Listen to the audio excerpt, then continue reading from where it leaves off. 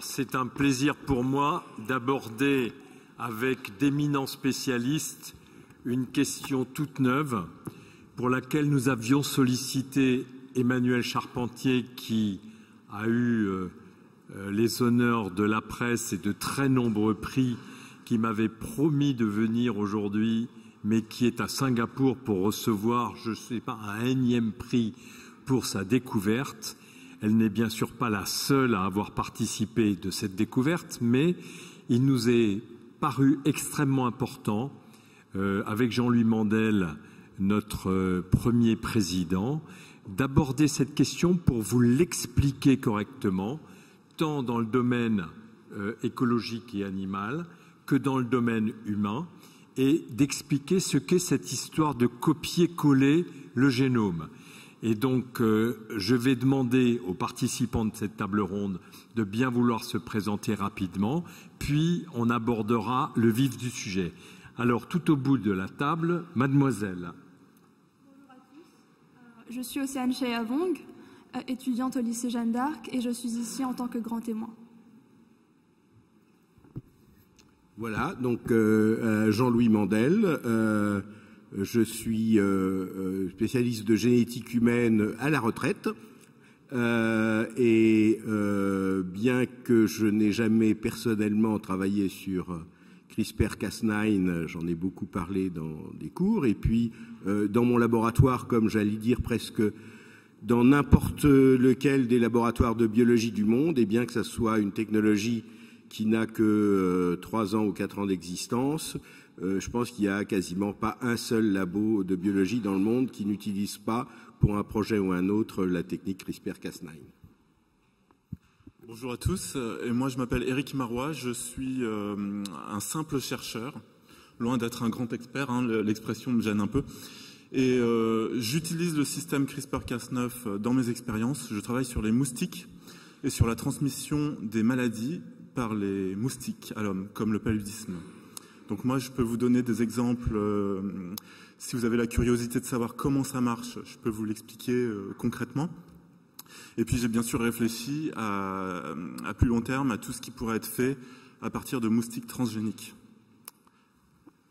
Alors Jean-Louis, il y a encore quelques années, personne n'imaginait qu'on accéderait, un peu par hasard, mais c'est le lot de la recherche, à une possibilité aussi simple de découper un morceau de génome, d'en coller une partie ailleurs, de découper un mauvais gène pour le remplacer par un bon gène. Est-ce que tu peux nous expliquer, mais tout simplement, hein, comment ça marche? Voilà, alors, avant d'expliquer comment ça marche, je voudrais parler un peu de l'histoire de cette découverte, parce que je pense que c'est très important que le public, et je dirais, je ne sais pas s'il y a des hommes politiques dans la salle, peut-être pas, ils ont d'autres préoccupations en ce moment, que des découvertes dont on s'aperçoit qu'elles sont applicables dans un nombre très important de domaines, que ça soit en agriculture, en médecine, etc., sont partis de recherches qui n'avaient au départ rien à voir et dont on aurait pu se demander évidemment quel était l'intérêt de se préoccuper, par exemple, au début, de bactéries qui vivent dans des marais salants du côté de Alicante. Donc je pense que c'est important de donner un peu cette histoire, qui est une histoire très intéressante et aussi intéressante. Alors, on avait prévu, enfin, donc Emmanuel Charpentier, d'abord, vous loupez beaucoup de choses, parce qu'Emmanuel Charpentier, c'est effectivement, avec Jennifer Doudna, donc 2 femmes. Tout à l'heure, il y a quelqu'un qui disait que dans les domaines du transhumanisme et de la haute technologie, il n'y a pas beaucoup de femmes. Eh bien, dans le domaine de CRISPR-Cas9, disons, la découverte qui, en 2011-2012, a vraiment lancé cette explosion mondiale, effectivement, c'est des équipes dirigées par de jeunes femmes. Donc, vous loupez effectivement beaucoup, que ça ne soit pas Emmanuel Charpentier qui vous explique ça. Elle a eu 28 prix internationaux, plus importants les uns que les autres. Il y en a simplement elle, moi je pensais qu'elle l'aurait déjà l'an dernier ou cette année. Elle l'a pas eu avec Jennifer Doudna, et je pense que c'est parce qu'il y a une bagarre sanglante de brevets, et je pense que le comité Nobel n'a pas voulu, disons, interférer avant que cette bagarre soit résolue. Donc, l'histoire de pouvoir modifier le génome d'un organisme, c'est pas très nouveau. Depuis que le génie génétique, on sait, disons, travailler sur les gènes, dans la levure, dans la levure de bière, hein, ce qui est un des organismes très étudiés dans les laboratoires. Ça se fait depuis, je sais pas, une trentaine d'années au moins. Ça a commencé à se faire chez des mammifères en 1987 sur la souris, et c'est une technologie qui était assez longue, assez lourde, mais qui s'est répandue dans beaucoup de laboratoires, qui permettait de créer des souris modèles de maladies humaines, par exemple. C'est ce qu'on appelle, le grand nom, la recombinaison homologue, et c'est deux chercheurs qui ont eu le prix Nobel, Oliver Smithies, qui vient de mourir d'ailleurs il y a quelques semaines, et Mario Capecci, donc en 1987. Donc ceci, ça permettait de, assez précisément, pouvoir modifier le génome de souris en partant de cellules souches embryonnaires, et puis de pouvoir recréer à partir de ces cellules souches une souris dont le génome est modifié. Mais technique longue, technique où l'efficacité n'était pas énorme, il fallait souvent s'y reprendre à plusieurs fois, voilà. Et petit à petit, les chercheurs ont commencé à essayer d'avoir des nouvelles technologies, et il y en a eu plusieurs, les méganucléases, les zinc finger, les protéines à doigts de zinc, etc., qui, à chaque fois, permettaient de faire des progrès, qui étaient un peu plus efficaces, mais qui restaient quand même très lourdes, très chères à utiliser. Et donc, c'était pas... voilà, c'était utilisé dans quelques laboratoires, mais c'était très difficile. Et puis, donc, je vous dis, en 2012, c'est cette explosion de ce nouvel outil qu'on appelle CRISPR-Cas9. Alors, CRISPR, moi, j'arrive jamais à me rappeler... le CRISP, c'est Clustered Interspersed. Non, il y a. Voilà, Clustered Regulatory Interspersed, etc. Enfin bref, Repeats, et R, c'est Repeats. Donc un nom à coucher dehors. Alors l'histoire est quand même intéressante. À partir de 87, le séquençage des génomes, et au début des génomes les plus petits, les génomes bactériens, a commencé. Et puis, de temps en temps, il y a un génome qui était séquencé. Et puis, les gens analysaient ce génome avec la bioinformatique. Et de temps en temps, s'apercevaient qu'il y avait dans tel ou tel génome des répétitions dont on ne savait pas du tout. Donc, des phrases, si vous voulez, qui étaient répétées plusieurs fois dans le génome, dont on ne savait pas trop à quoi ça servait. C'était des curiosités. Et puis, il y a un jeune chercheur espagnol à Alicante qui étudiait justement une bactérie, ce qu'on appelle une archébactérie, qui vit dans les marais salants, et qui a séquencé cette bactérie, qui l'a analysée, et là aussi, il y avait ces espèces de répétitions bizarres. Et il a fait un travail de réétudier toutes les répétitions qui avaient été déjà décrites ici et là, avec des noms différents, etc. Et il s'est aperçu que, en fait, dans des bactéries très très différentes qui sont séparées de l'origine de la vie de plus d'1 milliard d'années, il y avait effectivement ces répétitions qui avaient des caractéristiques, j'allais dire, géométriques, si l'on veut dire, qui indiquaient que ça faisait partie d'une espèce de caractéristiques dans quasi toutes les bactéries, pas toutes les bactéries, mais sans explication. Donc ça, c'est en 2000. Et petit à petit, donc, Francisco Mojica est rejoint par un un Hollandais, Janssen, qui s'aperçoit qu'à côté de ces répétitions, il y a toujours des gènes qui codent pour des protéines particulières dont on ne connaît pas non plus le rôle et qu'ils ont appelé les protéines Cas.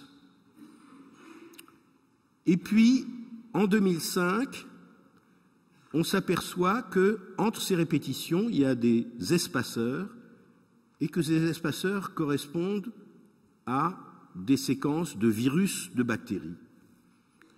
Et là, ça donne l'idée, d'abord une hypothèse, en 2005, que peut-être c'est une espèce de système immunitaire qui permet aux bactéries de lutter contre les virus spécifiques des bactéries, comme notre système immunitaire fabrique des immunoglobulines pour pouvoir lutter contre les virus ou contre les bactéries avec lesquelles on peut être en contact. En 2005, c'est une hypothèse.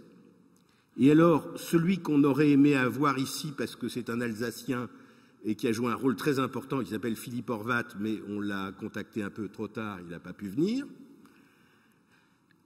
Philippe Horvat a vraiment été celui qui a démontré que, effectivement, ce système CRISPR était en fait un système immunitaire qu'on appelle adaptatif dans les bactéries.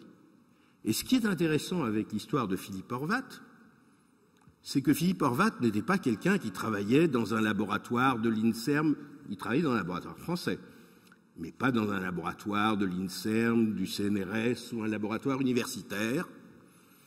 Il travaillait dans le laboratoire de biotechnologie d'une compagnie d'origine danoise, Danisco, qui est dans un trou perdu qui s'appelle d'Angers-Saint-Romain entre Limoges et Poitiers. Donc c'est pas... Et Danisco, ce qu'ils font, c'est de faire des ferments lactiques qui permettent de faire du fromage et des yogourts. Et le problème, c'est que quand vous faites industriellement du fromage et des yogourts, vous utilisez des bactéries, notamment la bactérie Streptococcus thermophilus, voilà, c'était Streptococcus thermophilus. Mais si cette bactérie que vous utilisez pour traiter, je ne sais pas, des milliers, dizaines de milliers de litres de lait est contaminée par des bactériophages, ça va être une catastrophe parce que votre production de yaourt ou de fromage va être inefficace, il va falloir l'acheter, etc. Donc, Philippe Horvat a commencé à s'intéresser, effectivement, est-ce qu'effectivement, ces répétitions CRISPR jouaient un rôle dans une espèce de système immunitaire contre les bactériophages. Et donc, dans ce laboratoire industriel, où ils avaient des collections de bactériophages, des collections de bactéries, puisque c'était leur rôle de pouvoir tester la qualité de la production de ces ferments, il a démontré dans un article qui est paru dans une revue très prestigieuse en 2007, dans Science, que effectivement, CRISPR, le système CRISPR-Cas était un système immunitaire chez la bactérie. Alors ça a eu une importance énorme. Pourquoi? Parce que jusque-là, entre 2000 et 2007, Mojica, Horvat, les gens ne savaient vraiment pas quel était le rôle de ces répétitions, c'était une curiosité, et les grands labos s'y intéressaient pas. Et à partir du moment où c'est publié dans une revue prestigieuse et que ça montre dans quand même un pan énorme de l'arbre de vie, hein, les bactéries, les archébactéries, qu'il y avait un système immunitaire, ce que personne adaptatif, c'est-à-dire qui a la mémoire qu'il a rencontré un virus à un moment donné et qu'il peut mener une lutte pour détruire ce virus s'il le rencontre à nouveau, comme nous, nos immunoglobulines, nos anticorps nous permettent, si on a été une première fois exposé à un virus, une bactérie, de se souvenir et de lutter contre ce virus, une bactérie. Donc à partir de ce moment-là, beaucoup de laboratoires ont commencé à s'intéresser, quels étaient les mécanismes. au Canada, en Lituanie, ça a commencé en Amérique. Et puis, en 2011, Emmanuel Charpentier, qui était à l'époque travaillait en Suède, à Umeå, sur une autre bactérie qui s'appelle Streptococcus pyogenes, découvre qu'il y a un ARN, un composant cellulaire, qui est produit de manière très importante et qui est lié au système CRISPR-Cas. Elle va collaborer avec Jennifer Doudna, qui était en Californie, qui est une spécialiste de ce qu'on appelle la biologie structurale. Et donc, to cut a long story short, comme on dit, en 2012, Jennifer Doudna et Emmanuel Charpentier publient de nouveau dans Science un article démontrant la manière dont le système CRISPR-Cas fonctionne, mais en montrant qu'il peut être utilisé pour faire des coupures très précises à un endroit qu'on peut choisir et de manière assez simple dans l'ADN génomique. Alors, ils ne disent pas, ils ne précisent pas, ils ne font pas d'expérience pour montrer que ça peut être fait sur des cellules humaines ou sur d'autres cellules, mais ils montrent que c'est une caractéristique qu'on pourrait utiliser pour faire effectivement manipuler le génome d'organismes divers. Et quelques mois après, et c'est l'origine de la bagarre de brevet, quelques mois après, un jeune très brillant chercheur chinois qui travaille à Boston publie l'application sur des cellules de souris, sur des cellules humaines, mais application qui se trouvait déjà dans le travail de Doudna et Carpentier.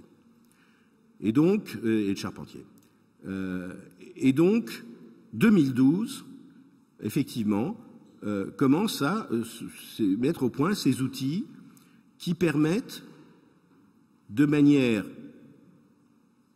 efficace, mais on va aller quand même un petit peu plus loin, c'est important, de effectivement créer à un endroit donné d'un génome, et ça peut être un génome de moustique, ça peut être un génome de riz, ça peut être un génome de bovin, ça peut être un génome de souris ou un génome humain ou de singe, de créer de manière spécifique dans des cellules ou éventuellement dans des ovocytes, donc dans des cellules germinales, une coupure à un endroit très précis et soit créer une mutation qui va inactiver un gène ou, un peu plus compliqué, remplacer une séquence par une autre de manière très précise. Et donc, ça donne ce pouvoir de pouvoir modifier le génome. Et alors, à ce moment-là, tout le monde dit « Oh là là, formidable, il y a plein d'applications, dont, par exemple, éditer le génome humain, par exemple, pour peut-être ôter des mutations qui sont responsables de maladies. » Tout à l'heure, Madame le Dr Weil a parlé de ce cas, disons, tragique, de cet enfant atteint d'une maladie dont il ne savait pas la cause, mais qui est probablement une maladie génétique récessive. Et on pourrait se dire que peut-être, voilà, si on avait corrigé le défaut génétique, si on l'avait identifié et corrigé, voilà, il n'y aurait plus de problème. Donc, cette possibilité de pouvoir tout d'un coup corriger ou d'améliorer les espèces bovines pour qu'elles donnent plus de viande, plus de lait, ou améliorer, et ça c'est tout le transhumanisme, et M. Laurent Alexandre, par exemple, qui va parler après, s'il raconte encore qu'on va pouvoir améliorer l'intelligence grâce à CRISPR-Cas9, je lui rentre dedans. Donc on va pouvoir créer des humains avec des pouvoirs, plus de muscles, plus d'intelligence, les deux à la fois, etc. Donc voilà. Alors maintenant, je crois qu'il faut effectivement parler d'un exemple d'application. Nous avons la chance d'avoir à Strasbourg Éric Marois, qui est chercheur et qui va nous parler d'une application de cette technique de copier-coller le génome sur le moustique. Voilà, alors parmi toutes ces applications dont certaines peuvent paraître très discutables, moi je m'intéresse à résoudre un vieux problème de l'humanité, puisque les moustiques tuent encore aujourd'hui plus de 700 000 personnes par an. Et le paludisme est accusé d'avoir été historiquement la cause de la mort du plus d'humains, toutes causes confondues, même plus que les famines, les guerres, etc. Donc c'est pas un problème chez nous, donc on peut ne pas se sentir directement concerné, mais en Afrique, quand on voit autour de soi des enfants de moins de 5 ans qui meurent régulièrement, il est évident que ce moustique, l'anophèle, est l'ennemi public numéro 1 et qu'on peut chercher par tous les moyens de s'en débarrasser. Alors jusqu'à présent, les moyens, c'était les insecticides. Et il y a un parallèle amusant à faire, c'est qu'au moment de la découverte du DDT, cet insecticide que tout le monde connaît, on a dit ça y est, on va enfin pouvoir résoudre le problème du paludisme. Et aujourd'hui, on redit un peu la même chose avec le système CRISPR-Cas9. Alors est-ce qu'on est aussi naïf qu'à l'époque avec le DDT, je me trompe toujours, ou est-ce que le système CRISPR-Cas9 est vraiment l'outil qui va nous permettre d'être cette fois-ci plus fort que le moustique? L'avenir le dira peut-être. Ça dépend aussi de l'acceptabilité des interventions qu'on pourrait proposer de faire. Alors ces interventions, en quoi consistent-elles et comment est-ce qu'on va utiliser le système CRISPR-Cas9 pour travailler à cet objectif? Donc il s'agit d'abord de comprendre, il y a deux possibilités. Soit on élimine le moustique, et là on parle d'éradiquer une espèce entière. On n'a jamais eu la possibilité dans le passé de faire une chose pareille, donc ça donne complètement le vertige. Et du coup, pendant qu'on noyait l'Afrique sous le DDT, on ne se posait pas la question de savoir si le moustique méritait de survivre. Mais maintenant qu'on a vraiment le moyen de potentiellement l'éradiquer, on se dit, mais au fait, est-ce que son rôle dans l'écosystème pourrait être essentiel? Est-ce que les chaînes alimentaires dépendent absolument de ce moustique? Et si on l'enlève, est-ce que les hirondelles, les araignées, les grenouilles vont pouvoir survivre et rendre les services qu'ils rendent à l'agriculture, par exemple, en éliminant des ravageurs des récoltes? Donc tout à coup s'ouvre un gouffre d'interrogation suite aux perspectives ouvertes par le système CRISPR-Cas9. Mais je reviens donc à concrètement, qu'est-ce qu'on fait?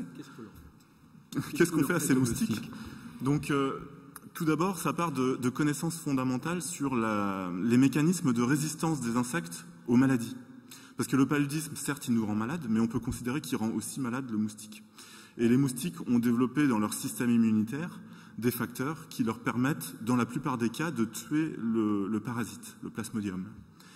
Mais quelques moustiques ne réussissent pas à tuer tous les plasmodiums, et c'est ceux qui vont transmettre la maladie à l'humain.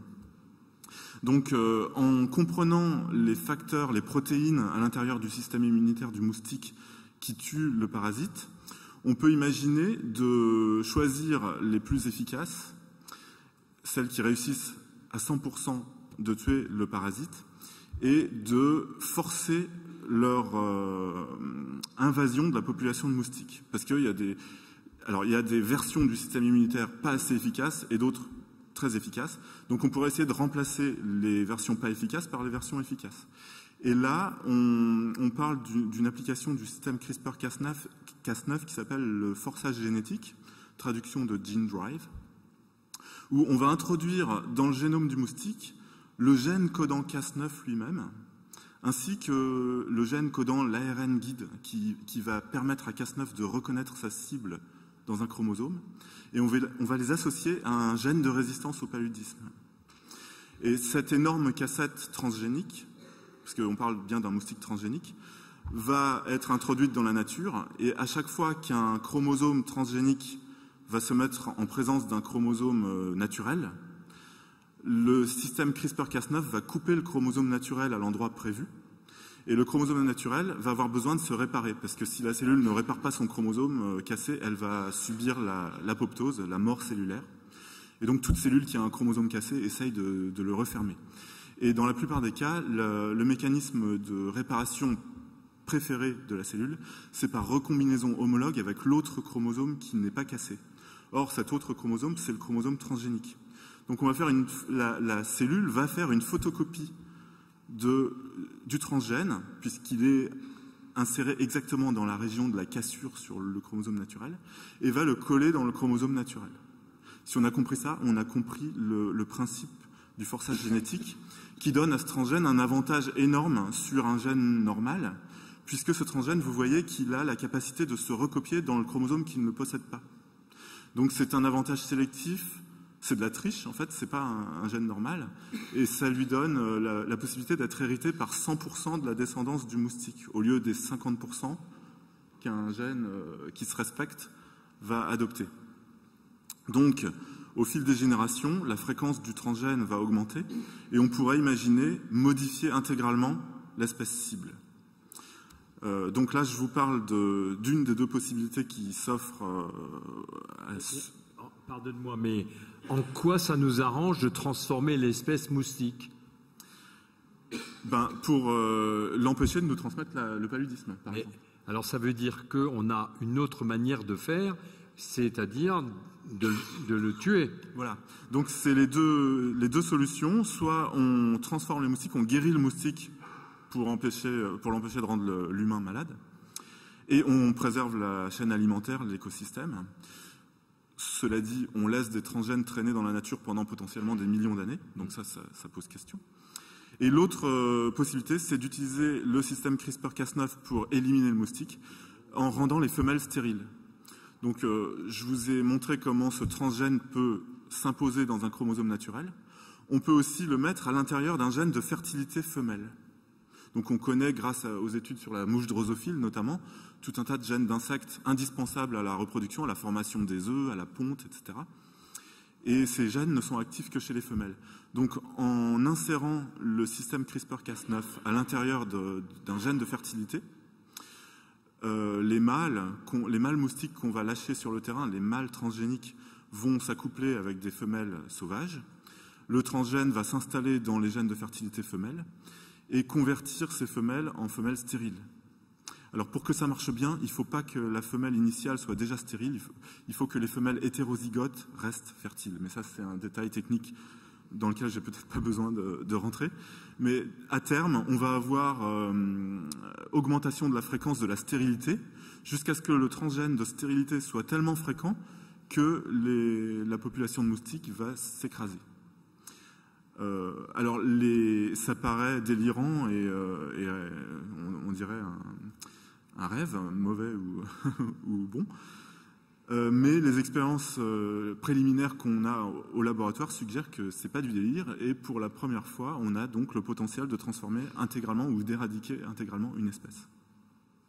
Merci Eric. Alors maintenant, c'est déjà très inquiétant sur le moustique, mais et l'application chez les humains, Jean-Louis? Alors, juste peut-être quand Eric dit qu'il n'y a jamais eu d'espèce qui a été éliminée, alors alors effectivement, peut-être pas d'espèce multicellulaire, mais le virus de la variole, il a été éliminé parce que grâce à la vaccination, comme il ne survit qu'en se transmettant d'humain en humain, le virus de la variole maintenant n'existe plus que dans les containers d'azote liquide de 2 ou 3 laboratoires dans le monde, mais on a éradiqué ce virus. Alors ceci dit, je pense que personne n'est très triste. Alors c'est vrai que c'est juste un virus, c'est pas un moustique, et puis voilà. Voilà. Alors, pour mettre en perspective, j'ai oublié quelques informations, c'est qu'on s'adresse à un moustique, une espèce de moustique, parmi les 3500 qui existent à la surface de la planète. Et en Afrique, il n'y a pas une espèce de moustique à un endroit donné, il y en a au moins 30 ou 100 ou 200. Donc on commencerait par éliminer le vecteur principal du paludisme, bien sûr. Voilà.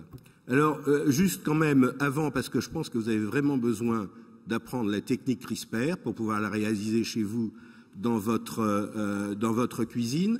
Et donc, si vous pouvez mettre la petite vidéo qui vous dira tout sur comment faire CRISPR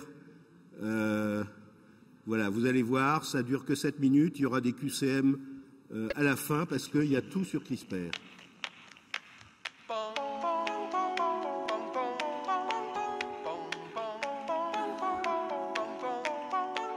CRISPR-Cas9, bring me a gene, encoding for a specific protein. Make a few snips at this coded locus. You work so well inside a Streptococcus. Cas9, I'm so alone without your scissors in my chromosome. Cut me up and do it clear. CRISPR-Cas9, bring me a gene.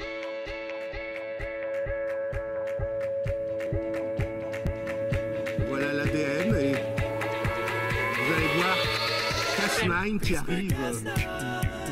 Give me a gene, a virus sequence you've already seen, chopped into bits and stored as genomic, with clustered repeats that are palindromic. Cas9, bind with this code, use it to target infections of old, be immunized like a vaccine. CRISPR-Cas9, give me a gene. CRISPR-Cas9, cut me a gene with a precision that I've never seen.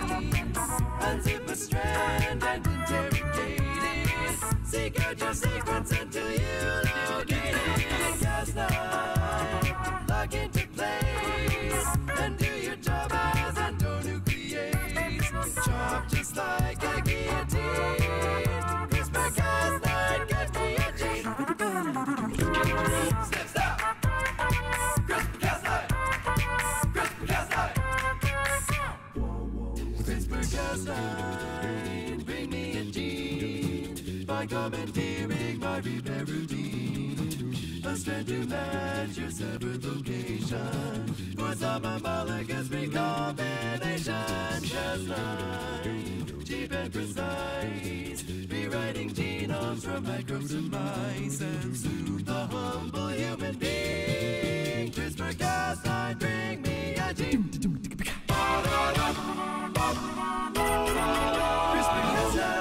Voilà, toutes les applications possibles en thérapie.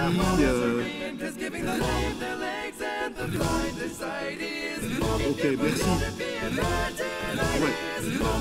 Voilà, donc maintenant, vous pouvez revenir. On a vu les précautions qui sont prises avant d'agir sur des moustiques, mais ces précautions, elles sont prises chez nous, à Strasbourg, dans un endroit où la science est censée ne pas déraper. Or, j'ai lu que CRISPR-Cas9 a déjà été utilisé expérimentalement sur 56 fœtus humains en Chine. Ça n'a pas marché, mais il y a un deuxième essai en cours actuellement en Chine sur des fœtus humains. Et donc, quelles sont les applications qu'on peut attendre de cette technologie chez l'humain? Voilà, alors effectivement, des applications agronomiques, mais alors chez l'homme. Alors, je crois que chez l'homme, il faut distinguer deux choses.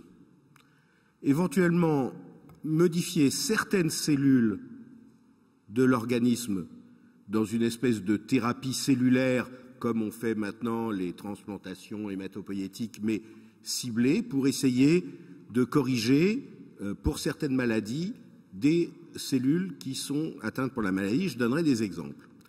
Ça, ces corrections par CRISPR-Cas9, je n'en donnerai 2 ou 3 exemples, ne seront pas transmissibles à la descendance, puisqu'on corrige par exemple seulement la lignée des lymphocytes, des globules blancs, ou seulement peut-être des cellules de la rétine, et donc des cellules du foie éventuellement, et donc ceci pour avoir une thérapie cellulaire mais peut-être plus précise que celle qu'on peut faire actuellement. Et je vais vous donner 2 ou 3 exemples de choses où il y a des essais cliniques qui sont prévus. ou en tout cas qui ont été montrées sur la souris comme étant des choses qui pourraient être intéressantes.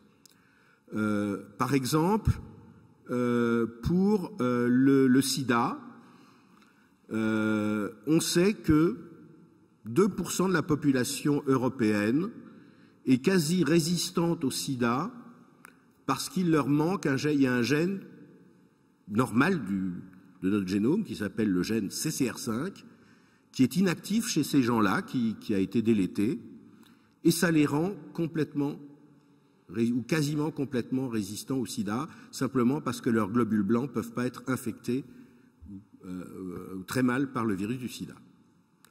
Donc, il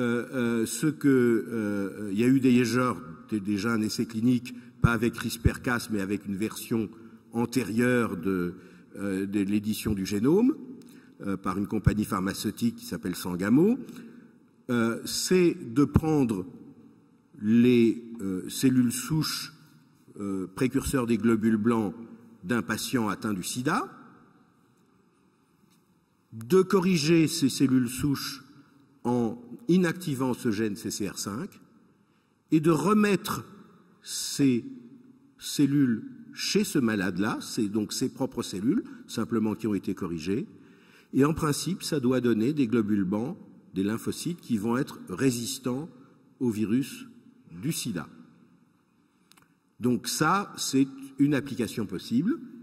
Une deuxième application, il y a à la fois en Chine un projet, je crois, qui a débuté, et aux États-Unis un projet qui va débuter, c'est de rendre, là aussi, les lymphocytes de patients atteints de cancer, par exemple cancer du poumon métastasé pour lesquels on n'a plus de traitement possible, de rendre les cellules immunitaires du patient capables de détruire les cellules cancéreuses en bricolant les mécanismes de détection et de réponse immunitaire aux cellules cancéreuses. Donc ça, il y a des essais cliniques en cours, il faudra voir si ça marche, mais on reste, je dirais, dans de la thérapie cellulaire, matinée de thérapie génique, mais il n'y a pas de transmission possible. Alors maintenant, les gens se sont dit, oui, mais et toute l'histoire du transhumanisme, est-ce qu'on va pouvoir améliorer le génome humain? Alors, soit, d'une part, en éliminant des mutations qui sont responsables de maladies génétiques, par exemple, dont certaines sont vraiment terribles, par exemple, je ne sais pas, la maladie de Huntington. Donc ça, c'est la première version. On va se débarrasser de maladies génétiques en corrigeant ces vilaines mutations qui sont responsables de ces maladies, et de manière transmissible à la descendance. Et puis, deuxième version, M. Laurent Alexandre et quelques autres, il est là? Voilà. Grâce à CRISPR-Cas9, j'espère que je ne... on va pouvoir manipuler le génome pour mettre les variants qui sont associés à une intelligence plus grande, et donc petit à petit créer des humains qui ont des QI de 120, 130, 140, 150, 160. Pourquoi s'arrêter là? Il dit là aussi, il l'a dit. Hein. Bon, voilà. Oui, si. Bon, enfin bref, j'ai la... voilà. Bon, alors, voilà. Alors maintenant, je vais vous dire, en fait, donc cette thérapie germinale CRISPR-Cas9, d'abord, les choses ne sont pas aussi simples. Le système, il est efficace, mais de temps en temps, il fait des erreurs. Et puis, il n'est pas si efficace que ça. Alors, quand c'est pour faire des moustiques ou des souris ou des bœufs modifiés, si ça marche que sur un animal sur 2, un animal sur 3, un animal sur 10, ça fait rien parce que c'est celui qu'on va retenir. D'accord? Imaginez chez une femme, on lui dit voilà, on va bricoler le génome de l'embryon. Peut-être que ça ne marchera pas, On a une chance sur 10, une chance sur 20. Peut-être qu'on va mettre quelques erreurs de plus, parce que le système, il n'est quand même pas si précis que ça. On l'améliore, mais pas si précis que ça. On vous dirait non merci. En plus, il y a une histoire. On a déjà, parce que si on voulait modifier le génome d'un embryon parce qu'il est porteur d'une mutation génétique, il faudrait faire une fécondation in vitro. D'accord ? Parce qu'il faut pouvoir faire en laboratoire la modification. Mais si dans une famille où il y a par exemple un problème de maladie génétique, on fait une fécondation in vitro, ce qu'on va faire, c'est au lieu d'essayer de corriger l'embryon qui est porteur de la mutation, on va tout simplement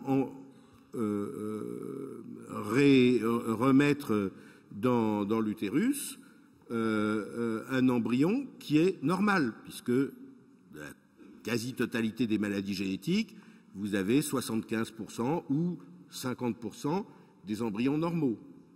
Donc si déjà vous faites une fécondation in vitro, au lieu de faire une technique qui ne va pas marcher à 100%, il y a aussi ce qu'on appelle des problèmes de mosaïcisme, parce que vous n'êtes pas sûr que vous corrigez dès la première cellule. Peut-être que vous corrigez seulement quand il y a 8 cellules, 16 cellules, et vous aurez corrigé seulement une cellule sur 8 de l'embryon. Donc vous aurez un embryon qui a, et ensuite un humain qui a une partie de ses cellules corrigées, une partie de ses cellules non corrigées, sans savoir où elles vont venir, etc. Et donc, si vous voulez, si déjà on fait de la fertilisation in vitro, mieux vaut réimplanter un embryon normal qu'un embryon auquel on aura fait subir cette chose un peu difficile. Donc ça, on ne voit pas trop.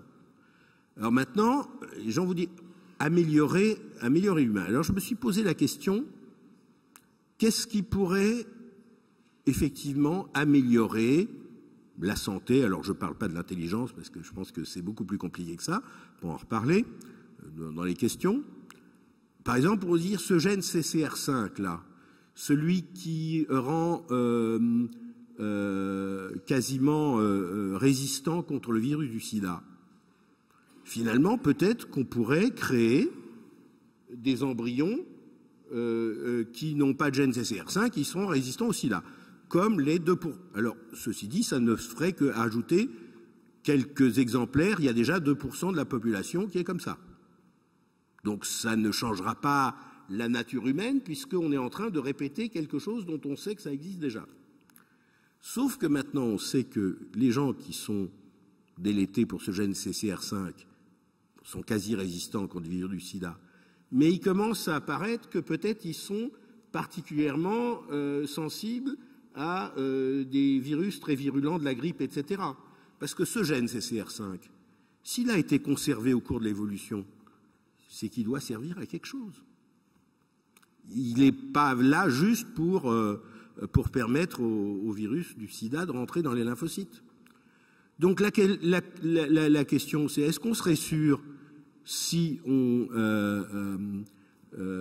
inactivait comme ça, à la demande, le gène CCR5, est-ce qu'on ne serait pas en train, en dehors du fait qu'il faudrait être sûr qu'il n'y a pas d'autres anomalies dans le génome, ce qu'on appelle les off-target, les hors-cibles qui sont créés, est-ce que finalement ces personnes n'auront pas d'autres problèmes? On n'a pas assez de données épidémiologiques sur les 2% de gens. Voilà. Donc ça, c'est une chose. Il y a d'autres exemples comme ça. À chaque fois qu'on se dit, tiens, alors par exemple, il y a ApoE4. Ça, c'est un variant qui est responsable d'une augmentation de la prédisposition à la maladie d'Alzheimer. On peut se dire, si on éliminait ApoE4, ça serait bien. Alors, d'une part, on ne changerait pas grand-chose à l'espèce humaine, parce qu'il y a déjà 20%, 25% d'entre vous, non, pardon, 75% d'entre vous qui n'ont pas ApoE4. Donc, ça ne changerait pas grand-chose, ça mettrait quelques personnes ApoE4, et puis, Tout ceci pour éventuellement diminuer le risque d'Alzheimer dans 60 ans. On peut peut-être espérer que dans 60 ans, on aura trouvé des médicaments contre la maladie d'Alzheimer. Donc, si vous voulez, si on commence à regarder quelles sont les possibilités réelles de thérapeutique germinale, c'est-à-dire transmissible à la descendance, de CRISPR-Cas9, outre les aspects de difficultés techniques qui sont quand même pas si évidentes que ça, de sécurité, parce qu'évidemment on veut quelque chose qui soit totalement sûr, et quelles sont les applications réelles, vous trouvez qu'il n'y a pas grand-chose. Et quant à l'histoire d'améliorer, comme dit, l'intelligence, la musculature, etc., je regrette, on pourra en discuter, mais je trouve que pour les 50 ans à venir, je ne vois pas vraiment comment on pourra faire ça. Voilà. Alors, avant de donner la parole pour quelques questions à la salle, Océane, tu nous as préparé quelque chose. Alors, Océane, tu as la parole. Je ne pense pas qu'il marche. Oui, si. il marche. Alors, de nos jours, la recherche connaît un véritable essor. Devant le développement de techniques scientifiques de plus en plus poussées, il convient de se demander jusqu'où l'homme peut aller dans les nouvelles perspectives que permettent le progrès scientifique. Précisons que CRISPR n'était pas la première technique permettant de supprimer ou modifier une partie de l'ADN de n'importe quel être vivant. Ces techniques étaient cependant longues à réaliser et moins précises. En d'autres termes, l'accès à l'outil CRISPR-Cas9 devient un moyen plus rapide et simple d'utilisation. Et de ce fait, tire une sonnette d'alarme concernant son application. J'ai pu constater plusieurs tendances dans l'avenir de CRISPR. La première serait de se munir de cette technique comme outil à la recherche, comme le disait monsieur Mandel, excusez-moi.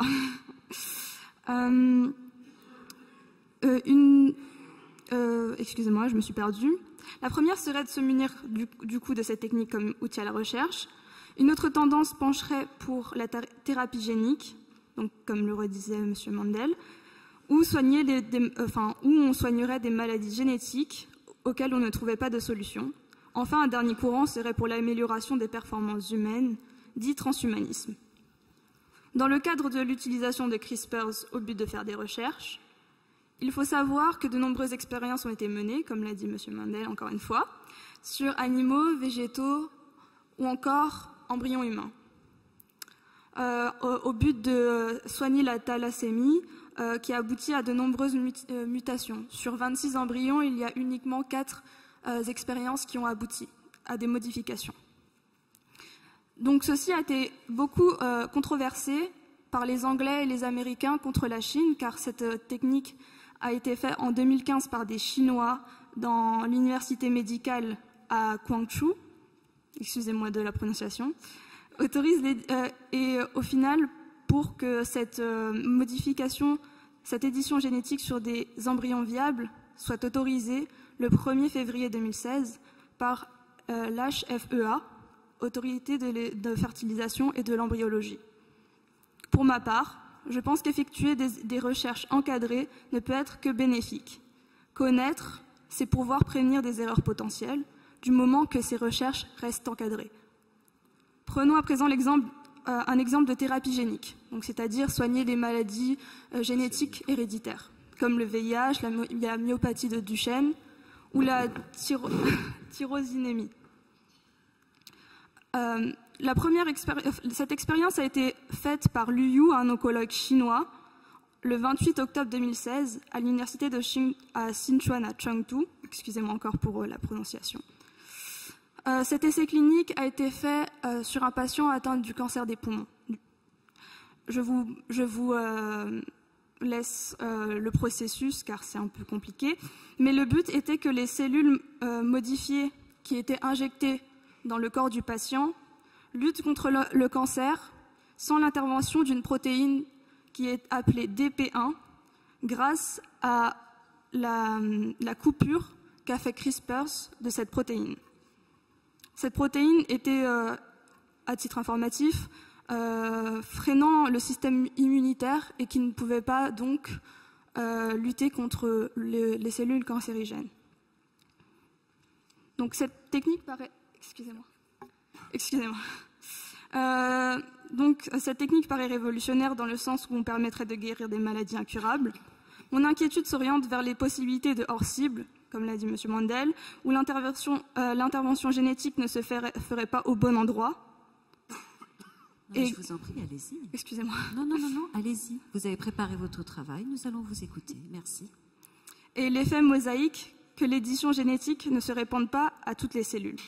Ce qui m'amène à un autre risque, la thérapie génique germinale, où on interférerait dans le génome humain et donc les cellules germinales, dans la possibilité qu'il y ait des mutations et par conséquent infecterait les générations futures irrémédiablement. Également, un immunologue nommé Carl June montre la rivalité qui peut exister entre les États-Unis et la Chine sur ces essais cliniques qui s'est avéré vrai, car au début de 2017, les États-Unis vont lancer des divers essais cliniques sur des cancers, mais également en mars 2017, les Chinois à Pékin vont essayer des essais cliniques sur des cancers divers comme le cancer de la vessie, de la prostate ou les cellules rénales. Donc vous, Océane, si je comprends bien, vous avez une inquiétude par rapport à ça. Oui. Et j'ai bien entendu pour les générations futures, parce que vous en faites partie. Bien sûr. Ce qui se prépare aujourd'hui, c'est pour vous. Alors je vous propose juste, si vous voulez bien, sachant que tous les travaux des lycéens, nous allons pouvoir les retrouver sur notre site internet. Je vous propose que l'on passe la parole à la salle, en effet. Et si Laurent Alexandre est là, je crois qu'il avait envie de répondre, il peut répondre.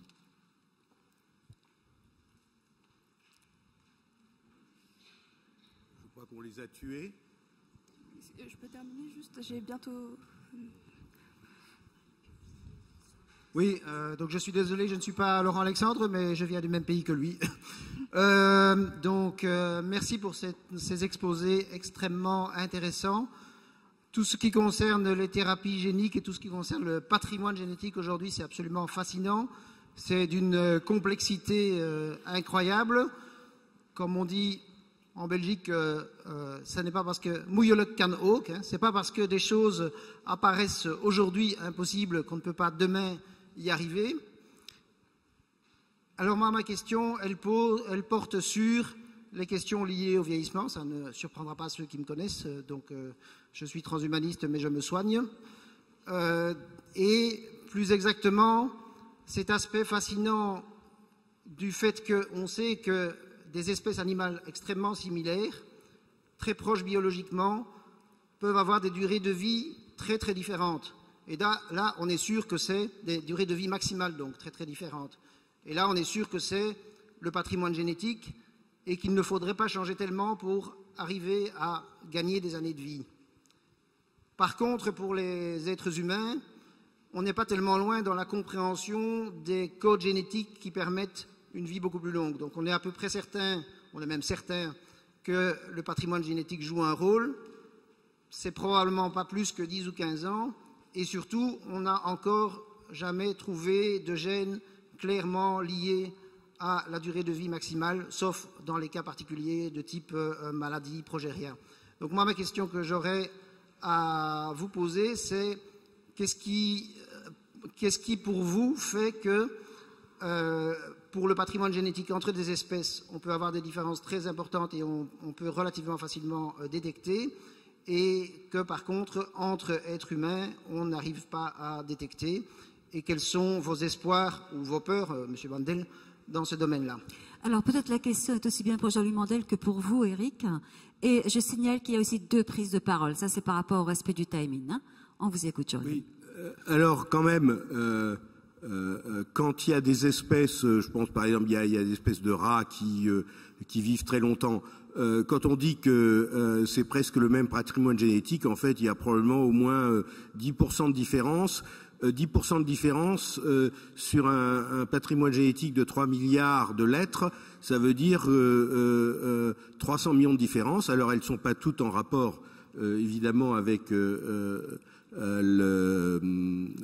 l'allongement éventuellement de l'espérance de vie chez ces espèces, mais enfin, encore faudrait-il pouvoir identifier parmi ces 300 millions toutes celles qui sont effectivement impliquées.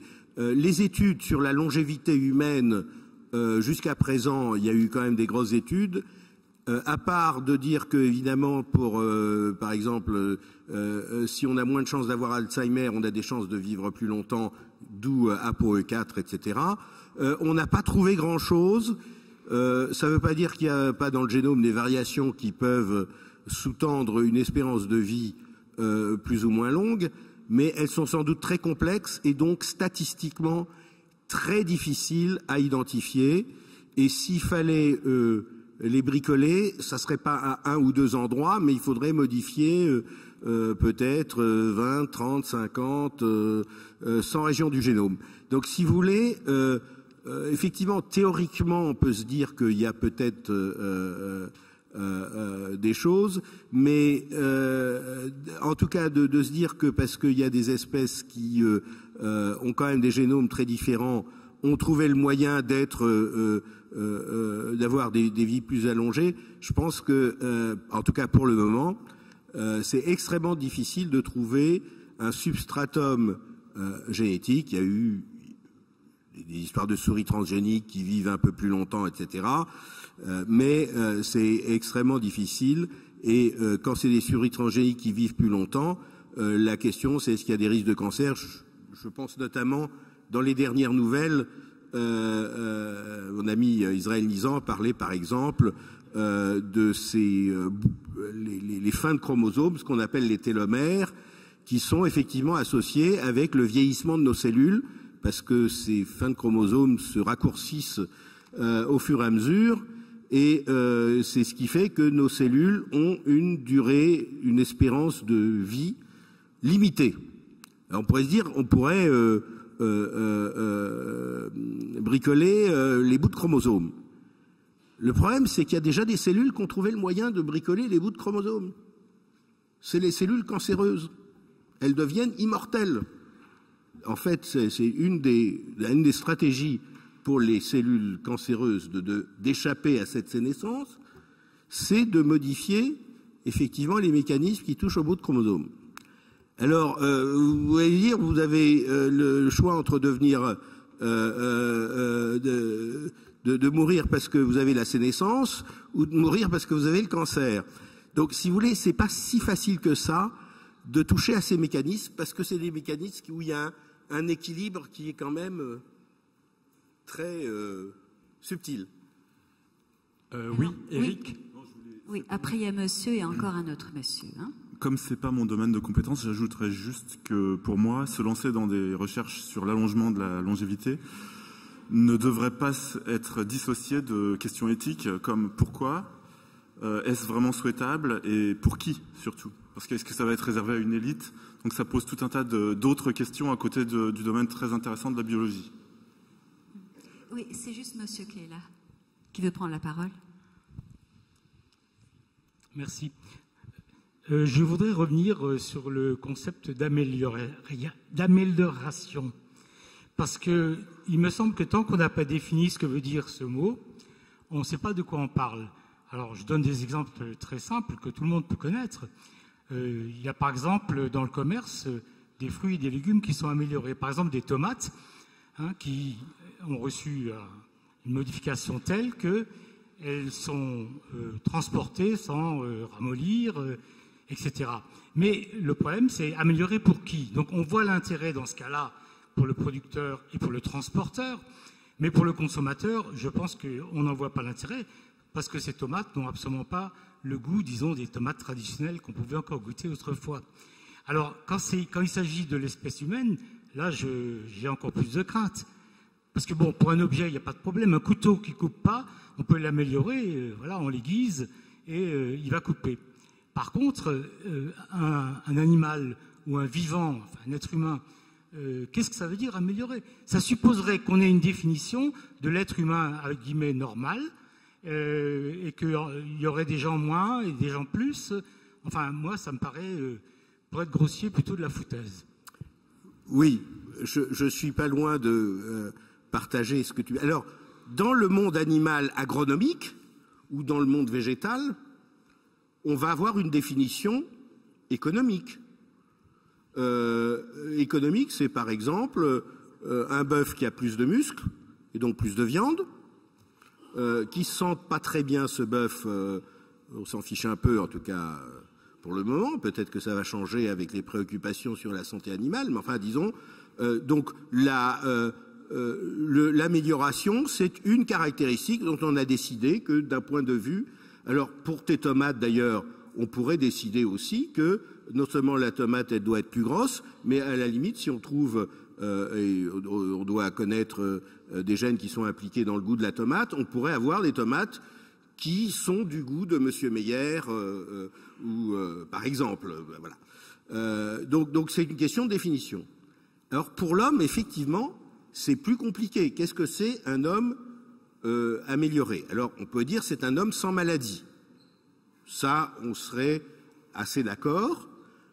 Donc à la limite, on pourrait se dire l'homme amélioré où on essaye, par exemple, voilà, ce que j'ai dit, c'est ApoE4 et le risque d'Alzheimer, où il y a un autre gène, ils ont toujours des noms PCSK9 et le risque cardiovasculaire, sauf que on n'a pas toujours les données épidémiologiques. Si on modifie ce gène, est-ce qu'on ne sera que protégé contre les maladies cardiovasculaires, ou est-ce qu'il y aura un autre problème qu'on va trouver dans 30 ans? Ah oui, mais finalement, ce gène-là, CCR5 ou PCSK9, ça servait quand même aussi à autre chose et qu'on ne sait pas. Donc, si tu veux, le truc, pas de maladie, ça c'est vrai.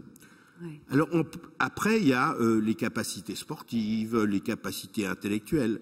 Sauf que là aussi, ça devient très difficile d'abord de se dire que c'est pas en changeant une chose qu'on va tout d'un coup avoir amélioré les capacités sportives, si pour tenter que c'est ce qu'on veut avoir.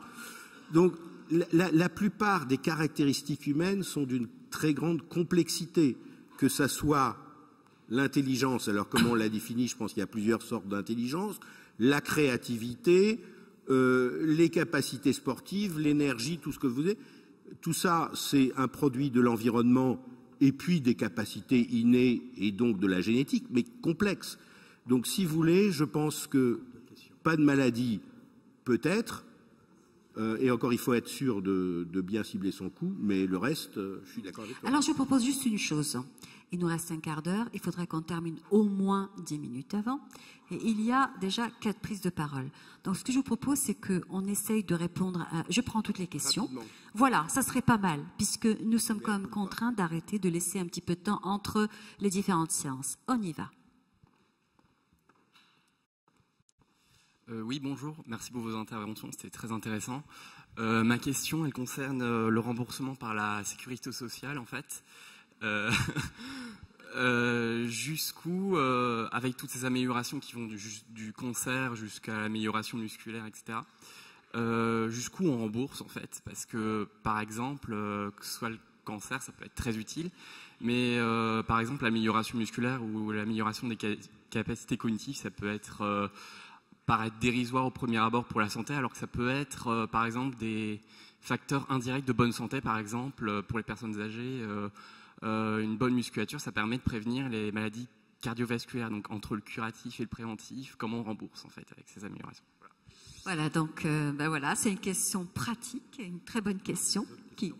Vous voulez répondre, Jean-Louis Oui, enfin, juste, c'est une question qui dépasse de beaucoup CRISPR-Cas9 et l'édition du génome.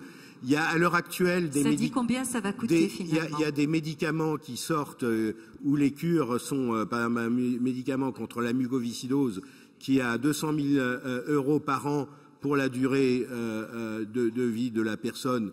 Et donc, il y a des problèmes. Certaines des thérapies anticancéreuses sont extrêmement chères. C'est un problème général.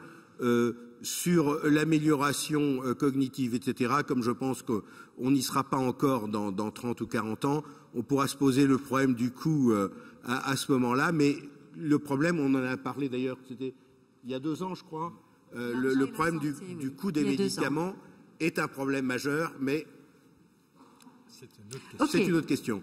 Alors, je prends votre question, monsieur, et puis je prends l'intervention de monsieur Roux. Voilà. J'ai une conviction à partager et un témoignage.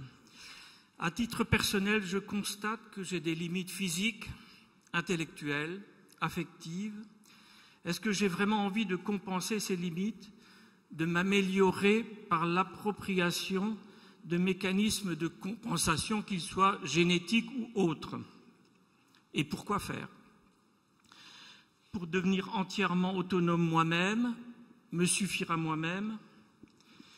Mes limites ne sont-elles pas justement nécessaires pour vivre dans un monde plus fraternel par les relations impératives de complémentarité et de solidarité qu'elles impliquent et imposent? Alors m'améliorer? Non merci. J'ai été confronté à un épisode dépressif de 8 ans qui a été l'occasion d'une maturation psychospirituelle qui n'aurait pu se faire sans cette épreuve. Éliminer une fragilité peut avoir un effet collatéral délétère sur un autre registre. Il me semble plus fécond d'apprendre à gérer ses limites et à les assumer qu'à les éradiquer. Merci. Merci en tout cas pour ce témoignage, de ce partage. Alors je ne sais pas, il y a une réponse à la tribune, Israël Nizan. Oui, j'ai un petit commentaire à faire. Il y a peu de temps, dans un campus universitaire, il y a 2 jeunes étudiants de 18 ans qui sont morts en 24 heures d'une méningite bacillaire. On a vacciné immédiatement les 30 000 autres étudiants, car si on ne l'avait pas fait, on aurait eu une hécatombe parmi eux. On ne les a pas améliorés, on les a protégés. Nous sommes tous dans une logique de vouloir se protéger. Et monsieur, si demain vous avez un ventre de bois parce que votre appendice s'est rompu, vous aurez besoin que quelqu'un vienne vous opérer et on ne vous laissera pas vous confronter à vos limites personnelles. C'est le but de la médecine, de faire en sorte que chaque fois qu'on le peut, on soigne les gens et on ne les laisse pas confronter à la loi de la nature. Ok. Alors j'ai une intervention de Marc Roux ici. Merci beaucoup. Juste donc, d'abord, pour rappeler qu'en effet, on parle de CRISPR-Cas9. Il est clair que c'est une découverte toute récente, 4-5 années, nous l'avons dit. Il me paraît évident qu'il est beaucoup trop tôt pour partir l'expérimenter tous azimuts sur l'humain, par exemple. J'ai quand même pense devoir corriger que l'expérimentation, même chinoise, la première expérimentation a été faite sur des embryons qu'ils savaient ne pas être viables dès le début. Donc, peut-être ne fantasmons pas trop non plus sur les Chinois. Ils ont sans doute quand même quelques limites. Je me plais à le croire en tout cas. Mais je pense que ce sont des humains. Ils ont aussi des enfants. Je pense qu'ils se posent des questions éthiques. Cela dit, il est évident qu'on est loin de savoir tout ce qu'ils sont prêts à faire. Maintenant, je voulais surtout revenir sur la question de l'amélioration. Est-ce que donc ce type de technique, peut-être pas demain, peut-être que ça va être, peut-être on se le permettra dans 50 ans. Hein, peut-être que dans un moment donné, on se dira bon, on a suffisamment progressé, et on maîtrise suffisamment le processus, le taux d'erreur est devenu infinitésimal, et alors on se dira tiens, mais on pourrait vraiment le faire. Il y a la question de la possibilité de faire, c'est une chose, et puis ensuite il y a la question éthique que vous avez ouverte en fin de discussion. Et donc c'est sur cette question maintenant que je voudrais préciser une chose qui, pourtant, je pense, est assez simple, à savoir que l'amélioration, cela dépend toujours d'un discours. C'est-à-dire, c'est moi qui peux dire « je pense que c'est mieux pour moi ». Donc, il y a une question de choix individuel. Et puis, il y a le discours de la société. Est-ce qu'ensemble, collectivement, nous décidons que c'est bien ou que c'est pas bien ? Et évidemment, si je pose une parole transhumaniste sur cette question-là, j'aurais tendance à dire, d'abord, écoutons ce que chacun veut dire. Celui qui répond en disant « pour moi, je pense que ça n'est pas bien », eh bien, la réponse est non, ça n'est pas une amélioration. Celui qui souhaite, qui est informé et qui pense que donc il a envie d'essayer, il pense que cela peut être bien, il faut se poser la question, est-ce que ça pose un problème à la société de lui permettre d'aller dans cette direction-là ou pas? Donc voilà, il me semble que c'est important d'avoir cette différence à l'esprit. Quand on parle d'amélioration, on est, je pense, toujours dans le subjectif. Merci, monsieur. Merci c'est un beaucoup. Commentaire Oui, et pas une pardon. question. Je pense que pour respecter un tout petit peu la respiration nécessaire à cette salle, Oui. nous allons remercier nos orateurs qui nous ont bien éclairés sur CRISPR-Cas9 et laisser la place pour la séance suivante. Merci à nos orateurs. Merci à tous.